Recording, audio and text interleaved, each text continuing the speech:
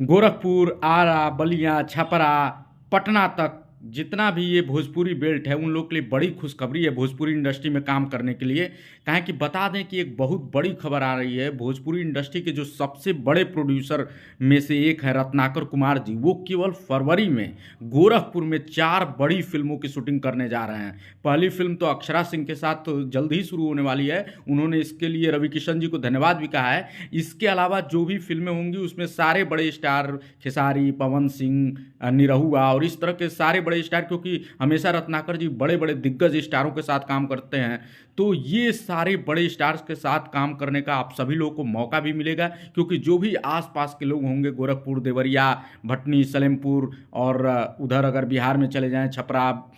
सिवान और पूरा पटना और पूरे बिहार तक, तो ये सारे जितने लोग हैं उनको, जो भोजपुरी से जुड़े हुए कलाकार हैं, उनको मौका मिलेगा।